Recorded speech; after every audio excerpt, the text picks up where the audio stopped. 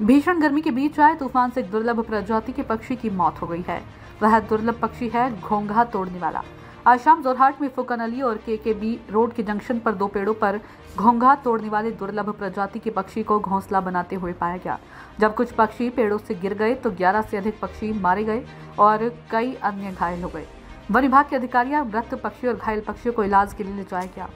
तीनटा আছে এতিয়া এটাটো আমি ৰেস্কিউ কৰিছোঁ বাকি এটা উৰি গ'ল দেখিলে গতিকে এতিয়া যিকেইটা আছে সেইকেইটাক ডিষ্টাৰ্ব নিদিওঁ জীয়াই থকা যোনটো মানে এতিয়া অলৰেডি মানে ধৰিব পৰা অৱস্থাত আছে তাক লৈ গৈছোঁ ট্ৰিটমেণ্ট কৰি তৰিকাৰে ৰিলিজ কৰাৰ ব্যৱস্থা কৰিম বাকীখিনি আমি আৰু PM কৰি পেলাই ডিছপ'জ কৰিব লাগিব মানে তাৰ বাহিৰে উপায় নাই আৰু এতিয়াতো কিছুমানত এতিয়া অলপ আগত মানে আমি নেটিঙৰ ব্যৱস্থা কৰিছিলোঁ নেট দি দিছিলোঁ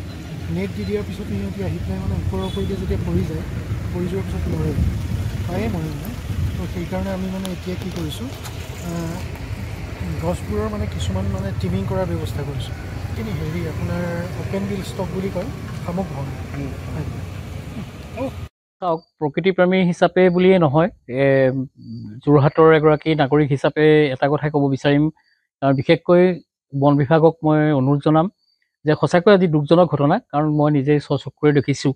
যে কেইবাটাও চৰাই পোৱালি ইয়াত মৃত্যু হৈছে আৰু দুটামান পোৱালীয়ে দুখ পাইছে গতিকে বন বিভাগৰ ফালৰ পৰা ইতিমধ্যে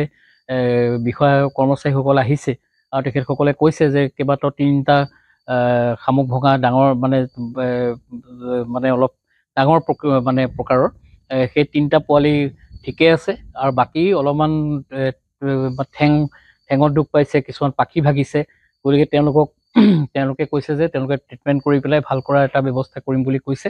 আৰু দ্বিতীয়তে যিখিনি চৰাই পোৱালি ঢুকাইছে মৰিছে সেইখিনিক তেওঁলোকে PM কৰি পেলাই তেওঁলোকে ডিষ্ট্ৰয় কৰিম বুলি তেওঁলোকে কৈছে